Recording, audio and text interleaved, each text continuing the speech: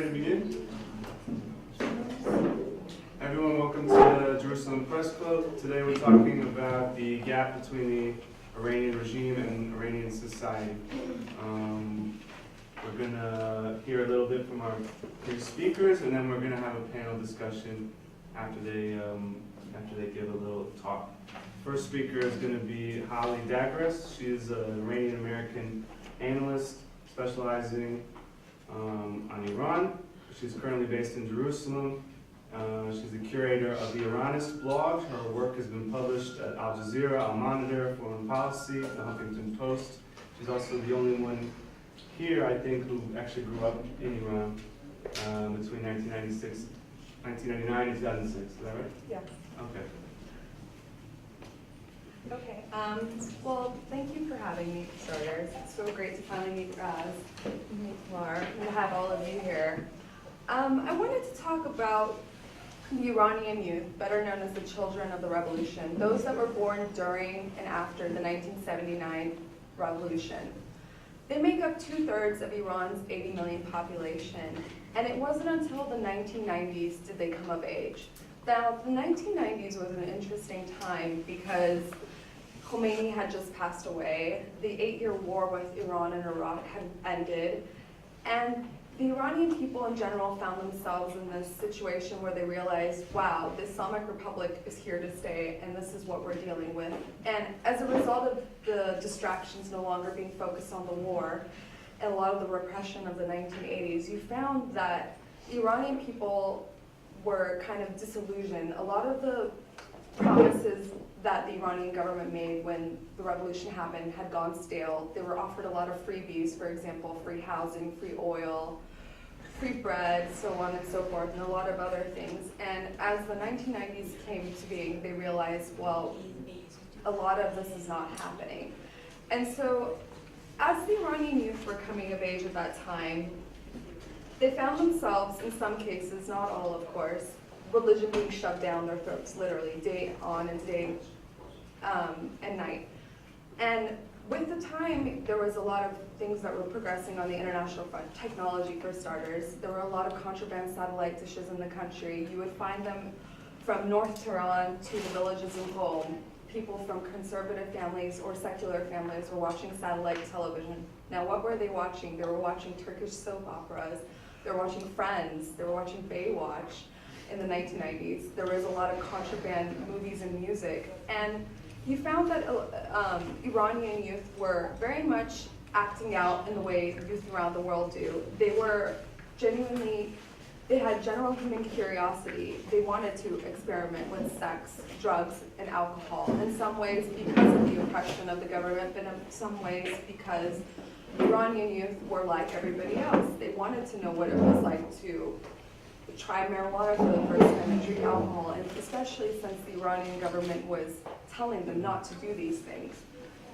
So, and in this time, it was also an important political time in Iran's history. Iran's first reformist president was elected in 1997, Mohammad Khatami, and he was very integral to a lot of the small reforms in Iran.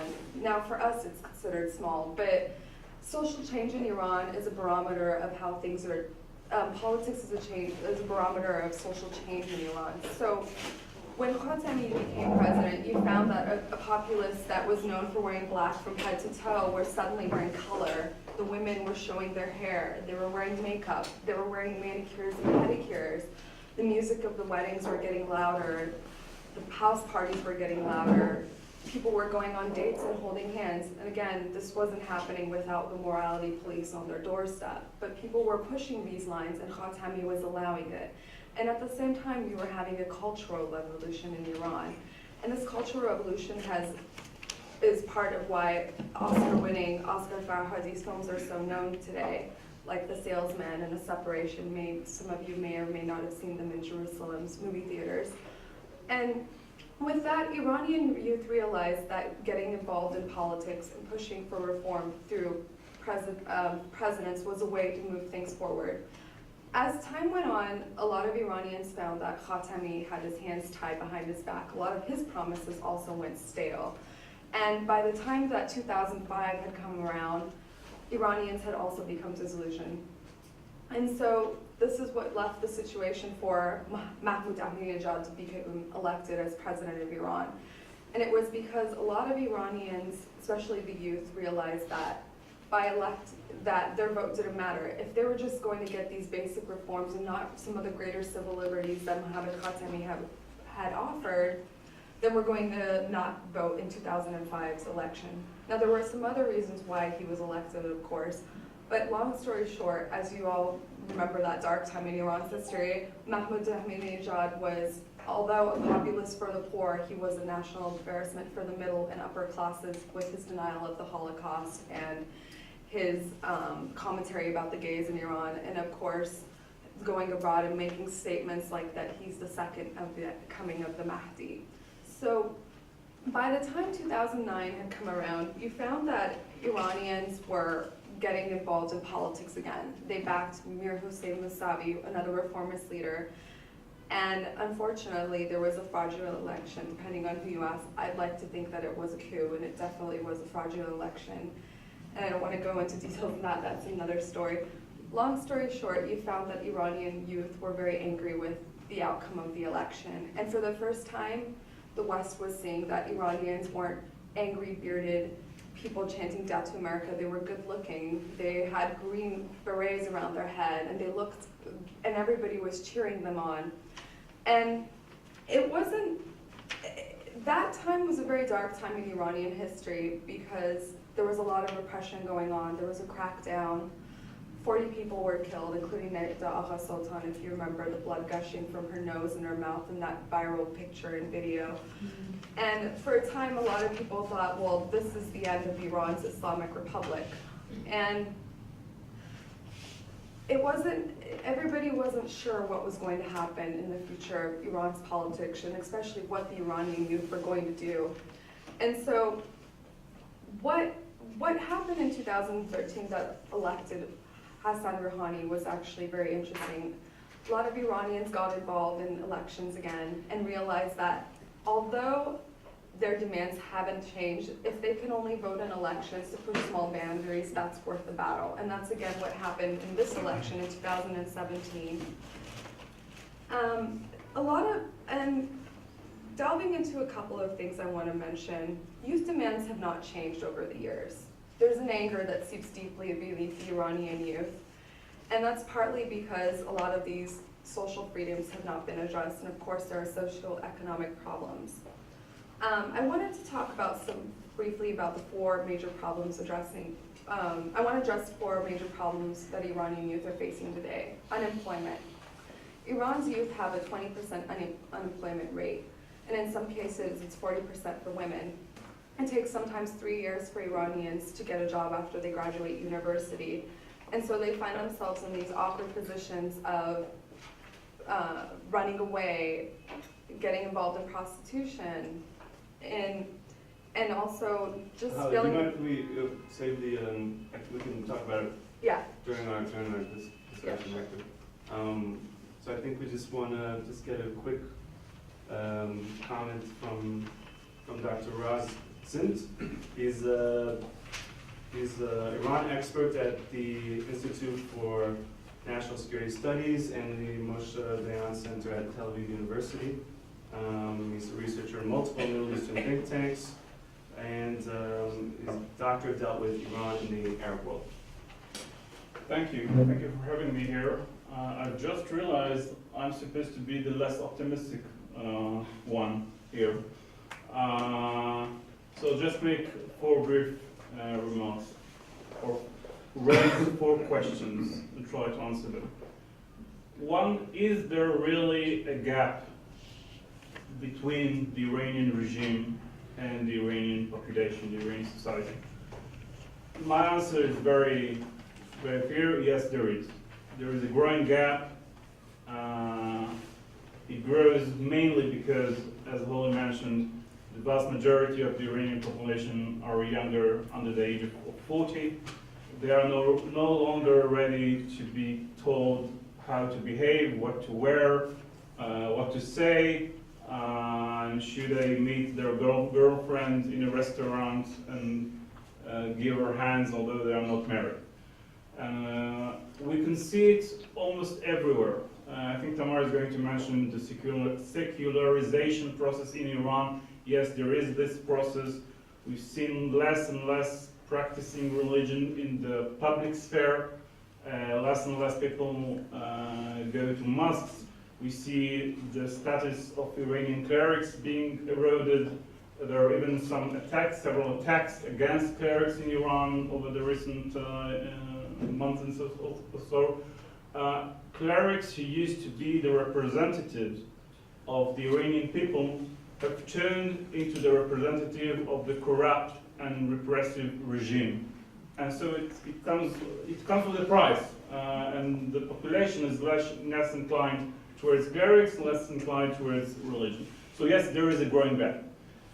The second question is the regime aware of this gap? And again, my very obvious answer is yes, they are aware, they're very concerned.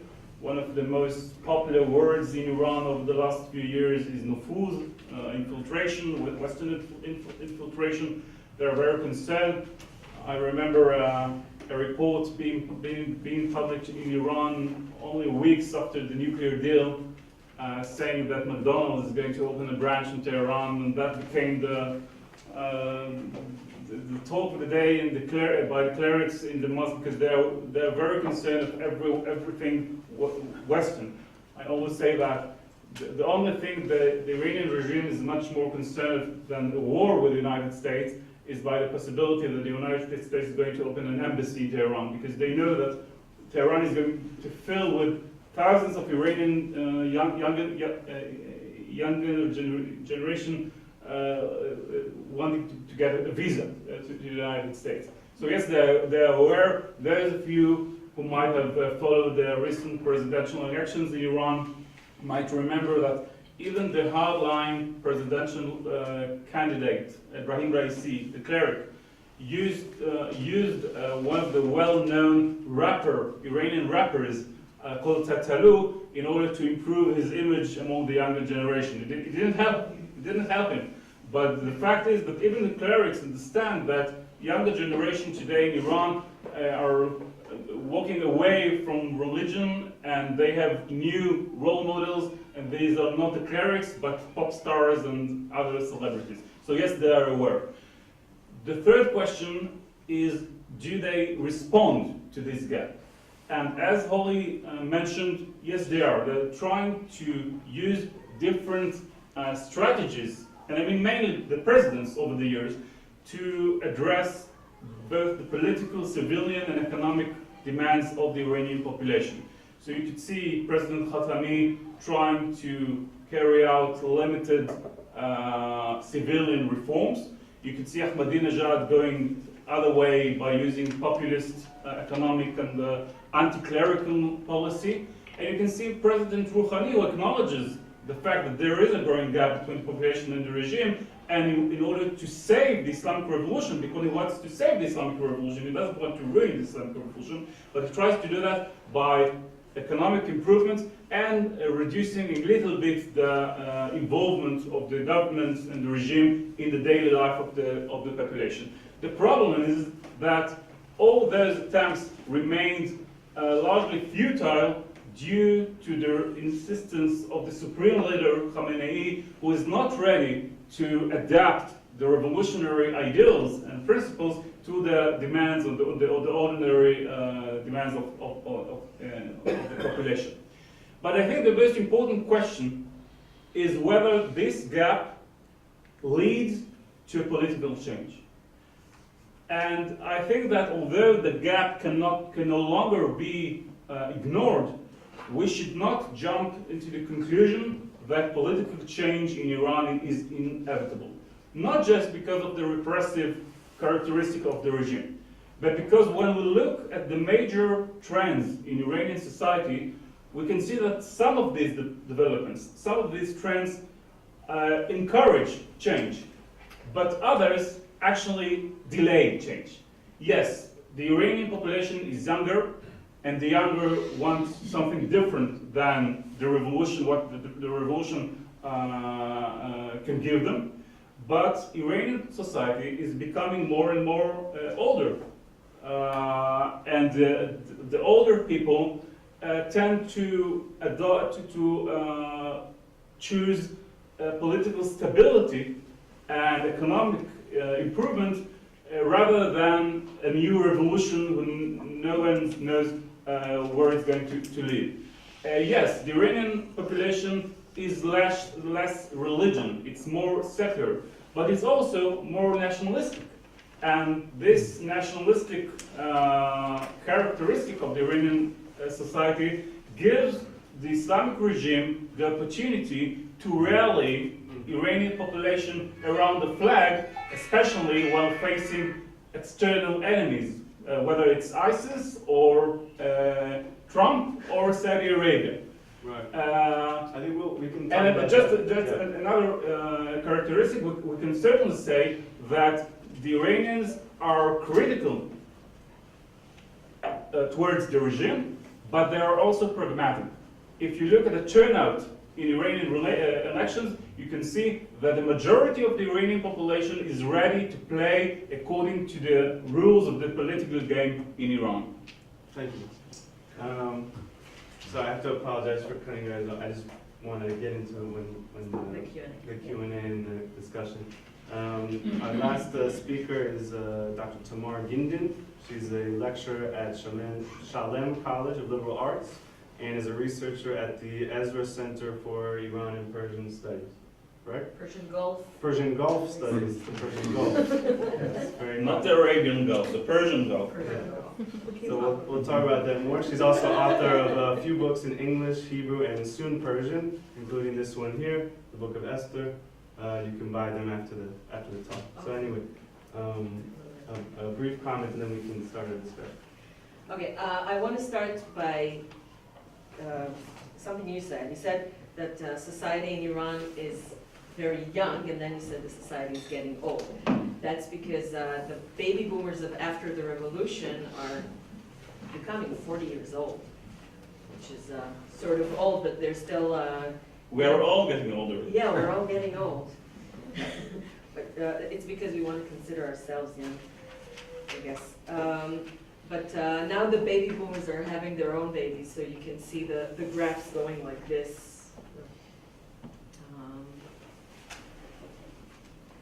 The birth graphs.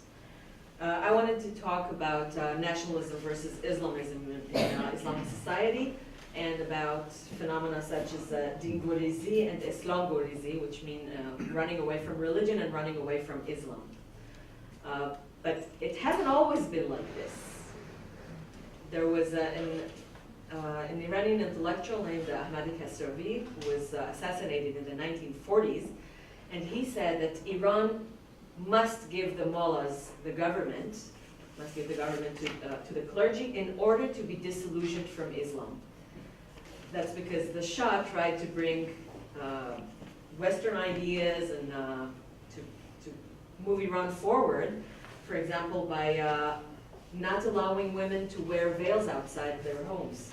Between 1936 and 1941, women were not allowed to wear veils in the street. But what the real result was that women didn't go out because they did want to wear veils. Or when he tried to force men to wear Western hats, it resulted in a huge massacre in a mosque in Mashhad. So society wanted to be religious, and Kasravi said, let the clergy rule, and then you'll understand how bad religion is. And he was sort of a prophet, because this is exactly what's happening. When they're complaining about the mosques being empty, it's because people don't want to be Muslim anymore. The biggest insult for an Iranian used to be telling them they're Arab. It works both ways, okay? Arabs also don't want you to know that Iranians are not Arab. It's not one-way racism. They have a long history of mutual dislike. But now, in the past few years, I'm hearing more and more from Iranians that don't call me Muslim. Yes, I grew up in a Shiite family, but I don't have a religion, bidin. People who do want to keep some faith, but don't want to be identified with the atrocities the government is committing, are converting to Christianity. A lot of them identify as Jewish or Zoroastrian, although they can't convert to these religions officially. So a lot of people are just leaving religion and leaving Islam because of the government. There have always been people before and after the revolution who also support the identity promoted by the government, which was nationalist before the revolution and Islamic after the revolution, but the majority goes the other way. About a month ago, less than a month ago, it was Cyrus Day. Cyrus, the founder of the Achaemenid dynasty of the great Iranian Empire, who was also father of human rights, sort of. He returned all the gods, their people, and built the temples for all the gods, and asked all the gods to say a good word for him in front of Marduk. That includes the Jewish God. He said that anyone can worship any god they want as long as they don't hurt each other. He was the father of human rights, and Iranians nowadays are very proud of him. Every year except this year, they go to his grave, and it really seems like worship. I mean, they bow to the grave, they sing mottos in favor of Iran, in favor of Cyrus, and against the government. This year the roads were blocked, so they couldn't go there, but you could see in social media that there were spontaneous ceremonies for Cyrus. But when the Shah tried to do something similar in, was it 1971? Mm-hmm. In 1971 for 3,000 years for the 2,500 for the Achaemenid Empire, the people laughed at him. Later, when he changed the calendar to fit the Achaemenid Empire instead of the Hijra of Muhammad, they laughed at him and said that's the only thing that moves fast, because they moved from 2,500 to 2,535, I think, or something like that, in 5 years. The people said, why are you telling us we're Iranian? We are Muslim. Before the elections in 2013, more and more clergy, or leaders, as they see themselves, were interviewed and said, our next president should be someone who understands we are more Muslim than Iranian. If they have to say it, it means the people don't realize that we should feel more Muslim than Iranian. And the people want to feel Iranian. So what I wanted to show mostly is that it's not that the people always felt more Iranian than Muslim. It's that the identity always oscillates between Islam and Iranism, and the government picks one position, and then the people pick the other one. Well, thank you so much.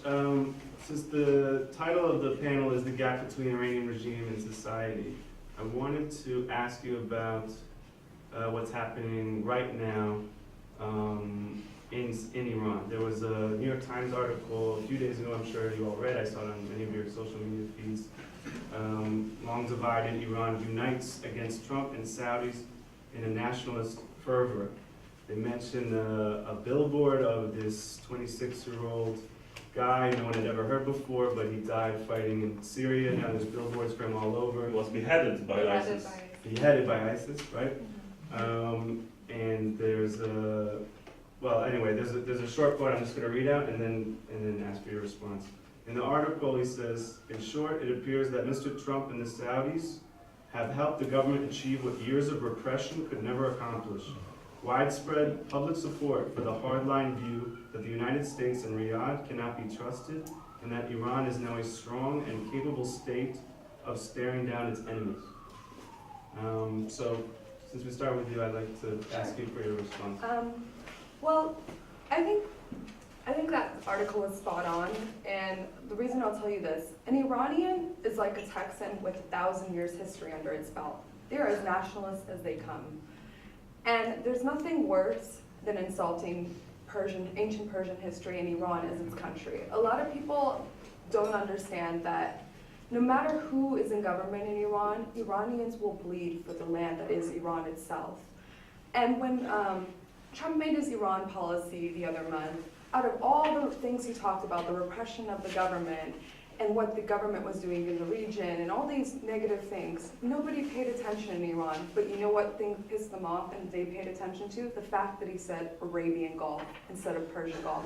That was the biggest insult that Trump could have said. And this is coming from a US president that claims that he's a friend of the Iranian people. If you are a friend of the Iranian people and you want to reach your hand out and help them out, the last thing you're going to do is go after their proud ancient history. And I don't want to get into the whole Persian Gulf thing, but going back to nationalism itself, historically, several things have really rallied Iranians around the flag. One was the Iran-Iraq War. Worst thing Saddam Hussein could have done was gone into Iran and started a war with them, because that helped the revolution itself, and it helped Iranians rally around the flag to martyr themselves. Another thing is the nuclear program. People that were calling Ahmadinejad, which is basically stupid Ahmadinejad, or calling him a chimp for a president, were suddenly rallying around the flag and saying, nuclear energy is our inherent right. And that was another example.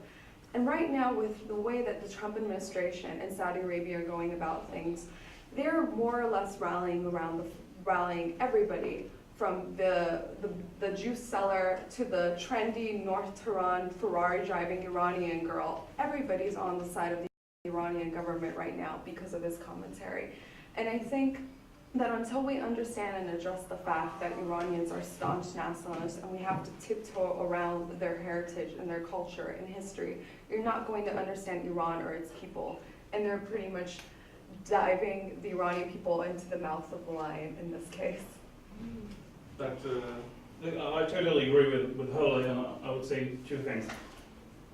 The international community, in my view, should avoid policies which could be used by the Iranian regime, unless we support the Iranian regime, of course, to rally the Iranian society. Supporting the Mujahideen Khalq opposition, which is considered by the vast majority of the Iranian population as traitors, because they supported Saddam Hussein against Iran during the war. Supporting sectarian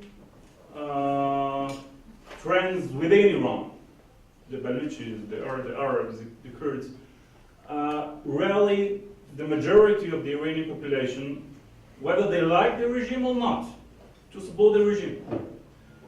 I would say another thing. Some of the things which are considered by us I mean the international community, the United States, Israel, as Iranian provocation, are considered by the Iranians as vital national interests. I remember a survey which was taking place in Iran during the sanctions. I think Gallup did it, which showed that the majority of the population in Iran were not happy with the economic situation. Most of them said, yes, our conditions have deteriorated since the sanctions. But when they were asked to put the blame on someone, most of them said that the blame was with the West, not with the Iranian regime. Saying I'm in favor of the nuclear program, saying I'm in favor of missile launches, doesn't mean that you support the regime. It means that you support what you consider to be vital interests of Iran. And that even is the case where it comes to Iranian policy in Syria. I'm being often asked, do the ordinary Iranian support putting all this money helping Hezbollah and Hamas in Syria? And what I tell my Israeli audience is when you carry out survey among Israelis and you would ask the ordinary Israeli, would you prefer the government to put more money into the settlements or at the neighborhoods inside Israel, or putting more efforts in education and health? The majority of the Israelis will probably say, yeah, we prefer more money inside education and hospitals. But when you ask the ordinary Israeli, what do you support today, evacuating all of the settlements, you would have different results. And that's the case. I think that, yes, we can, only recently I've seen another YouTube of a demonstration in Iran saying why, and one of the demonstrators say, why would you put all your money in Syria and Lebanon and not inside Iran? So yes, there is criticism. But my impression is that especially after the ISIS have become a threat not only in Syria, but in Europe and inside Iran. We saw the terrorist attacks inside Iran last summer. The majority of the population, or at least a very important part of the Iranian society, is ready to accept the narrative of the Iranian regime, saying if we don't support the regime in Syria, if you don't fight ISIS in Syria, ISIS will go inside Iran and will attack Iranians. So that is conceived by many Iranians as a national interest. So yes, Mr. Trump didn't invent Iranian nationalism, but he accelerates this process of rallying around the flag.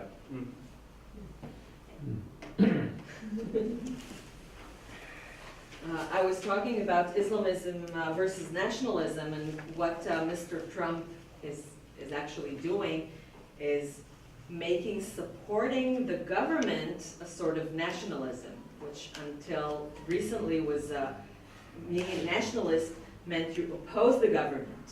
So actually Mr. Trump is the best thing that happened to this regime, I think. In his earlier UN address, at end of September, beginning of October, I don't remember the exact date, he did the right thing. First, he flattered the people. He said, you're an ancient civilization with a lot of achievements, and then he said, the government is oppressing you, and then he attacked the government. But this really wonderful address, which in Twitter they said, it looks as if he wrote his speech from our tweets. It was all erased when he called the Gulf by its wrong name. I can't even repeat it. And calling Iran a nation of terrorists. Yes. Yeah. And then it was, see, we told you, America should not be trusted. And he turned the whole thing around, and he made people support the IRGC. I'm saying it right now. The IRGC, because he attacked them. The minute Trump attacks, the minute there's an external enemy, the people unite. It's not just in Iran, it's everywhere. This is why Bibi also tries to scare us against Iran. When I meet Iranians abroad and they ask me, what do you think about the enmity between the nations? I say it's not the nations, it's the government. They need each other to unite the people around them.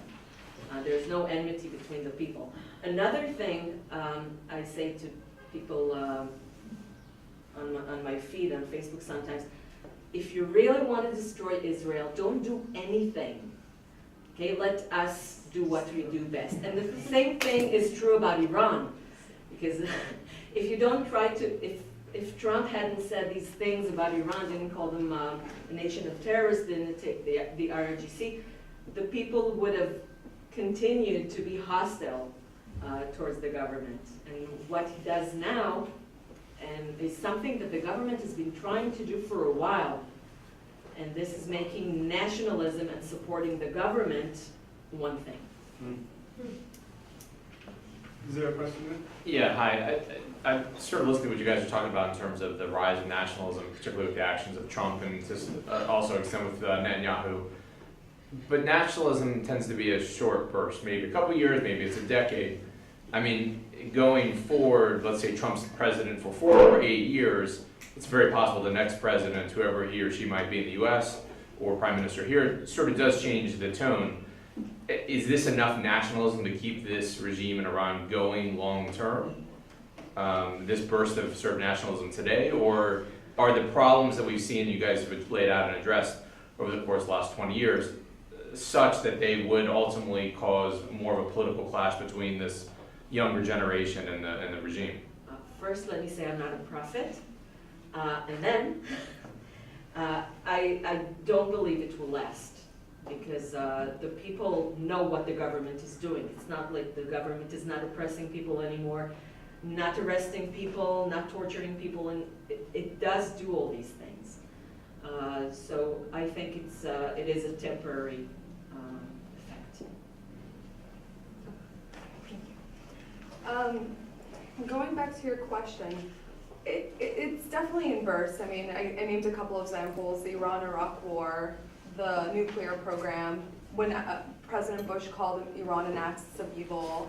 Another one when the Iran deal was happening, that itself was a nationalist movement. Like, people were really excited and hopeful that the sanctions would be removed and the economic opportunities would come flowing in. And right now, this is of course a Trump one. But I think the greater issue is, and I know people are going to ask about it, and I'm going to straight up address it, is I know all of you are thinking about regime change and when is that going to happen. And I wanted to address this earlier, but we didn't have enough time. But going back to the whole nationalism thing, the 2011 Arab Spring was a big deal. It was a big deal for Iranians too, because they originally had the real revolution in 1979, and all of a sudden their Arab neighbors were playing catch up essentially. But for them, it was an interesting thing. Iran's, one of its foremost allies was Syria, and they even had a defense agreement with one another, hence why I don't want to go into details. Iran was in Syria. But in 2013, the height of the Syrian civil war, Iranians looked to Syria and were like, wow, look what they're doing. Look what our government's doing in Syria. This is not what we want for ourselves.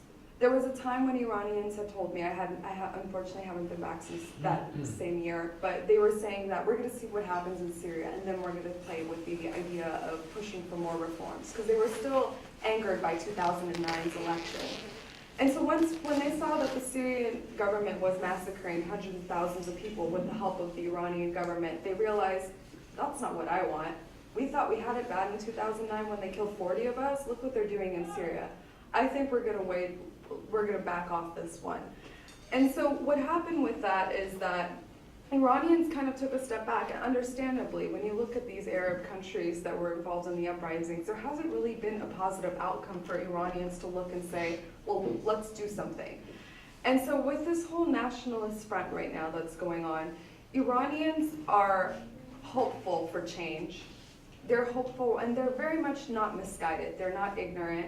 This generation is very much in tune with the world through technology, through social media, through the internet. They want engagement with the West. But right now, because of this nationalism, they're basically towing the line of the Iranian government. But they're not naive. They know, as Tamar said, that the Iranian government, what it represents. But if it means dealing with the enemy they know now better than the enemy they don't know, they're going to deal with it. Well, the Iranians, or most, I wouldn't say most, or the majority of the Iranians want change.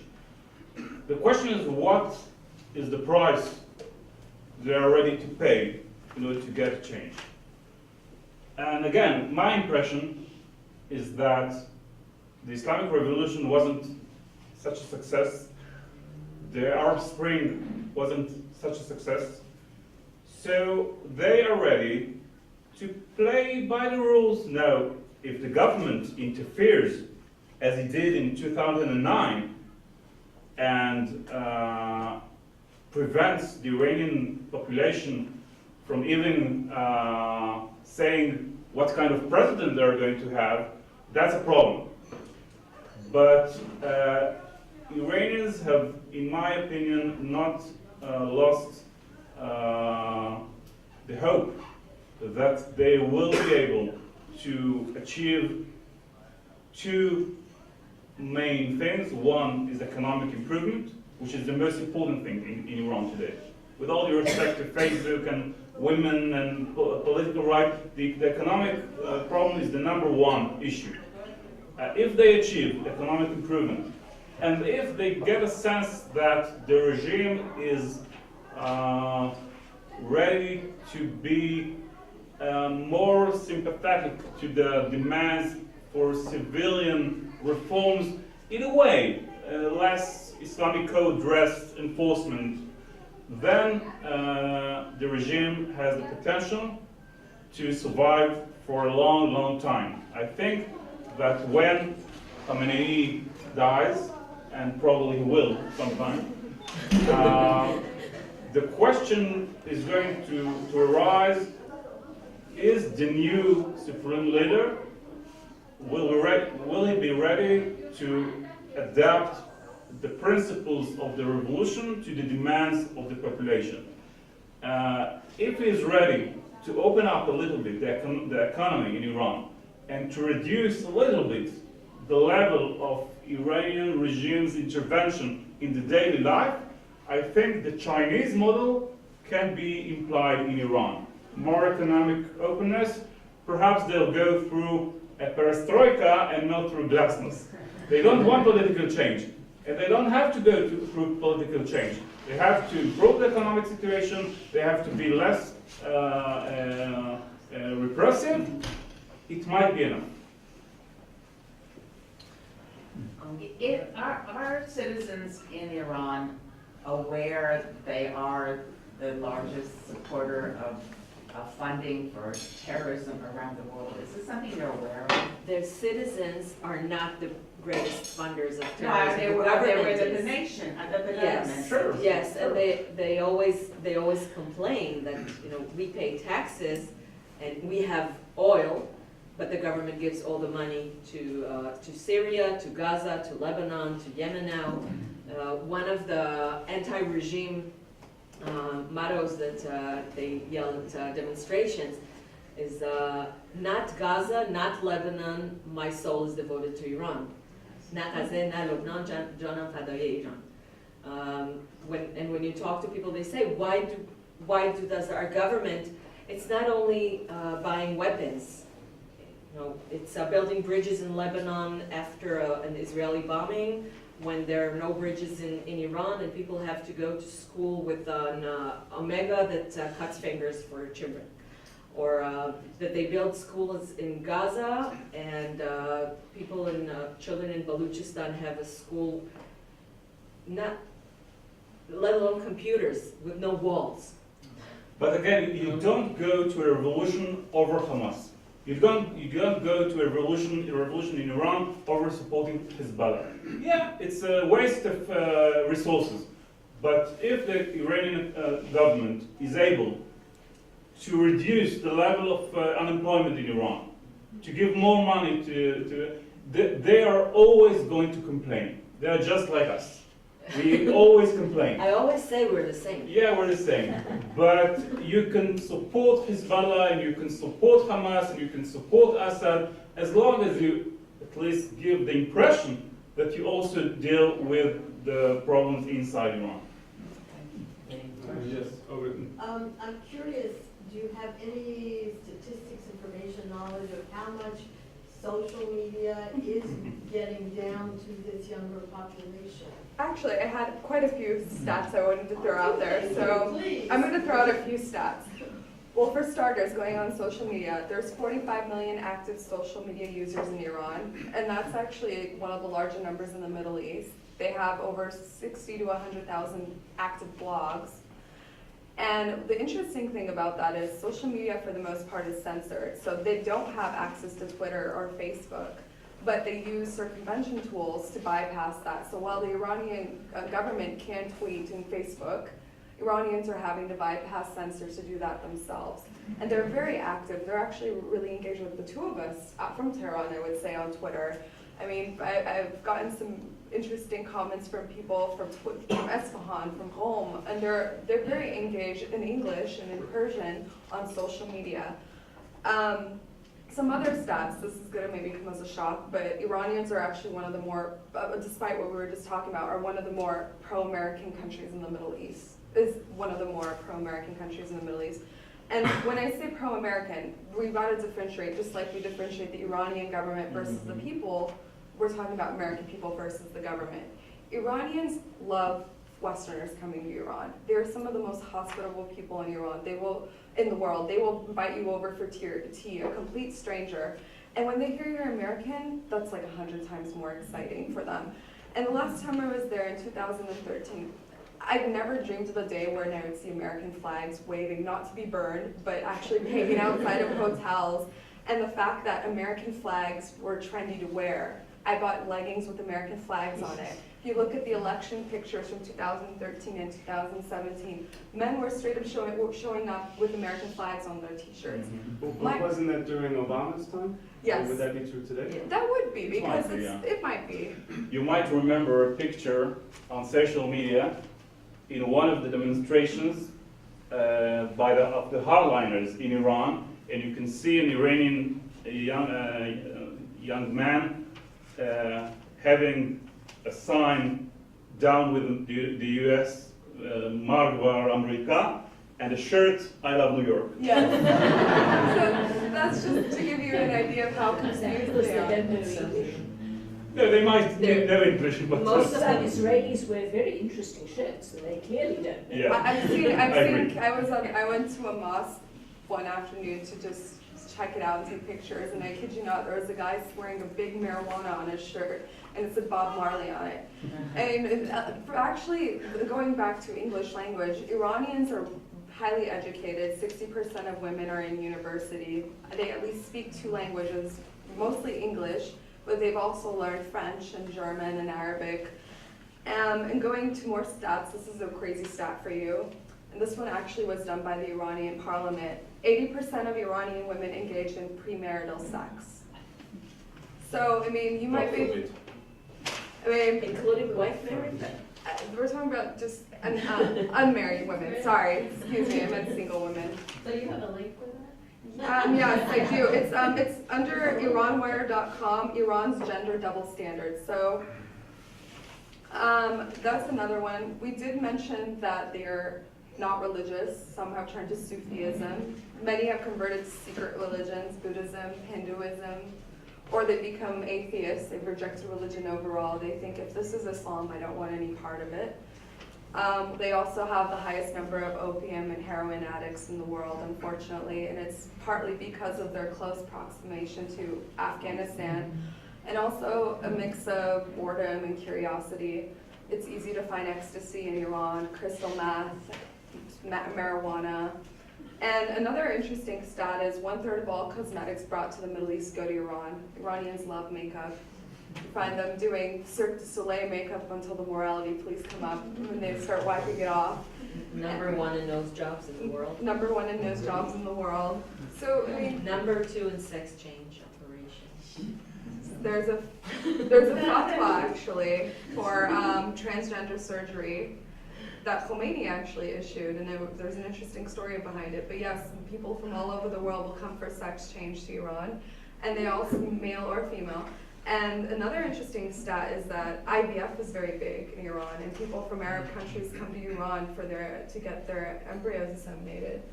So there's a lot of interesting things that Iran's doing, but in the population itself, and that it's very contrary to that government view that they're all just people in turbans and beard chanting death to America. There's a very diverse society in Iran. You can't look at the Iranian people and the Iranian regime as one and the same. And going back to your comment about do Iranians know who these people are? They do, but what do you want them to do? I mean, I mentioned earlier, they've already had one of the bloodiest revolutions of the 20th century, the 1979 revolution, and realistically, they don't really have options. Going back to your comment about the MEK, the Mujahideen al-Haq is a terrorist cult.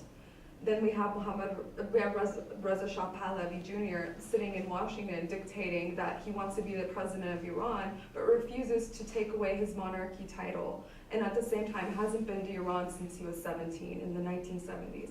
Are these really options? Somebody that's totally disconnected with Iran, and a terrorist cult that actually terrorized Americans in the 1970s. These aren't real options, so we have to be realistic when we're talking about pushing for change in Iran. We have to allow the change in Iran to happen.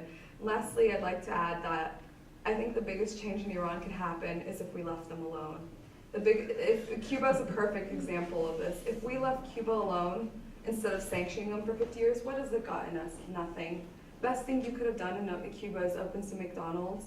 I know this is a very reductionist view of it, but those are the kind of things that really push for change. Trading with Iran and providing economic opportunities. When people are satisfied financially that they can feed their families and that they can go to their 9-to-5 jobs, eventually they will ask for change. But when you're hustling every day with sanctions under you and there's no economic opportunities, are you talking about democracy or are you talking about how I'm going to feed my family? It's the former. So we really need to think about that, and I really do agree with the China model. If we can do that with China, if we can deal with Russia, if we can deal with Saudi Arabia, there are ways to push this regime away, but we have to do it gently. Using the stick for 40 years hasn't resulted in anything, so it's time for change. It's resulted in a lot of things, it's just the other, not what the government wanted. I wanted to kind of look at this question about funding terrorism from another angle, which is foreign policy. Iran's foreign policy in the region. They're taking people from Afghanistan and bringing them to Syria. Yeah. There's talk of a Shia crescent. There's talk of a road from The corridor. corridor. Yes, I mean these are the things that you hear in the Israeli media. This is what we all assume the new prince in Saudi Arabia is having meetings every day to talk about. So I guess my question for you was, you're all active, obviously experts on Iran and active on social media. Is there, from their point of view, are they seeing this as a are they for this project? Are they against it? Are they ambivalent? They see it as a national project, or as what's the general view on this? You mean the citizens? The citizens, yeah, this Iranian society, do they support this? Right now, the Iranian society mostly wants, to have food on their tables and to live themselves in greater welfare. They don't really care about, they care because their money is there, but they don't want the government to invest money in other places. They like the government to invest money inside Iran. So is there any sense of pride that I saw in the newspaper, well obviously it's the newspaper, but Soleimani's on the cover and we defeated Daesh, we defeated ISIS. Is there any sense of pride in that, or is that all just the government's propaganda?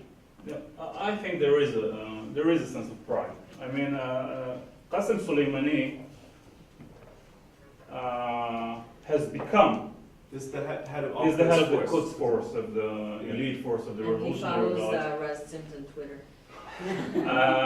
He has become almost a rock star in Iran. Right. And that's because he has this reputation of succeeding in beating ISIS in Syria and in Iraq. Look, I agree that foreign policy in Iran is not the number one or the number two priority for most of the Iranians. And yes, there is some criticism against the resources being given to others, especially if they're Arabs. But again, it depends what you ask the Iranians. The ordinary Iranian doesn't want to control other countries. He doesn't want the Iranian Revolutionary Guards to go to Syria. He doesn't want Iran to recruit Afghans or Pakistanis to go to Syria. But he wants Iran to fulfill what it considers to be national interests.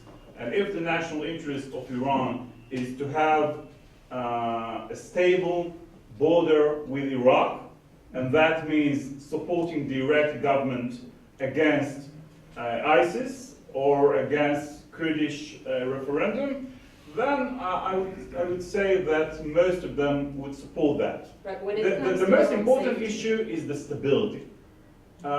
If you have stability, in my opinion, it will be more difficult for the Iranian regime to justify its resources in Syria right now after it has declared victory against ISIS.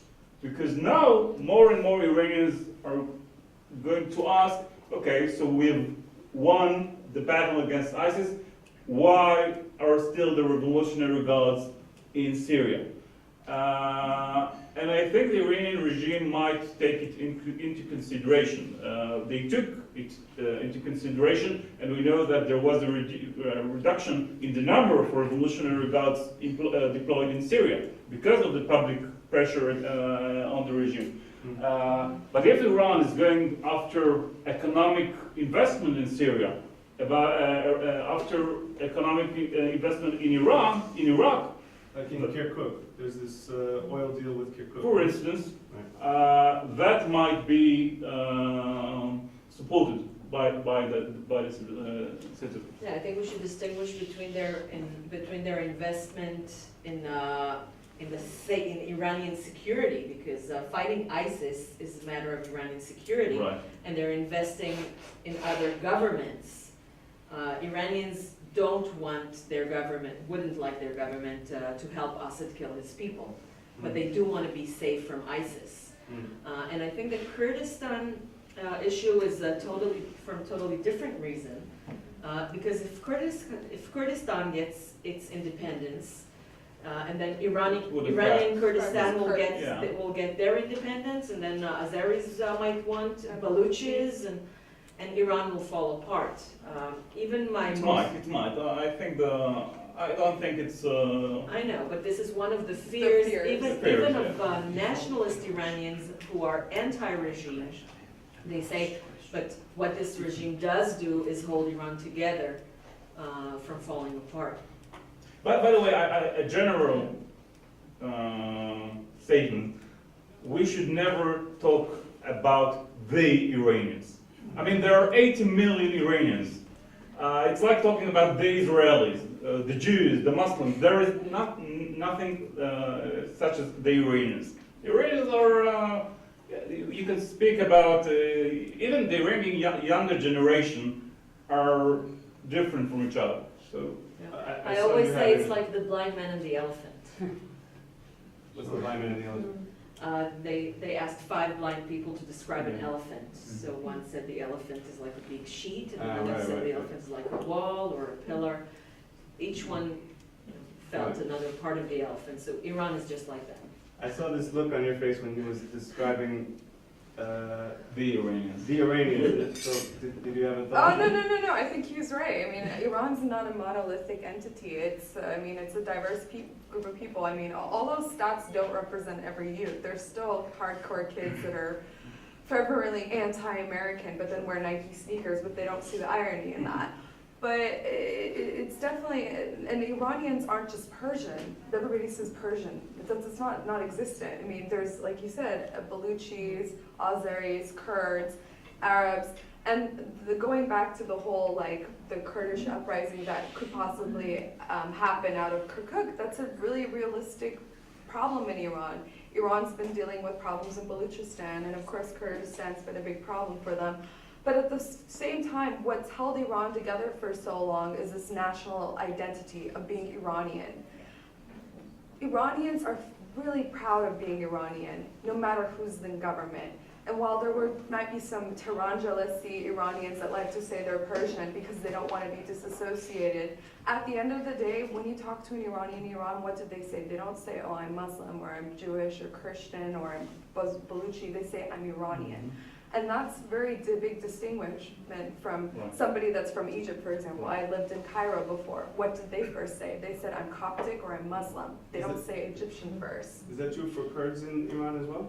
It depends, but I mean, but more or less, they will say they're Iranian.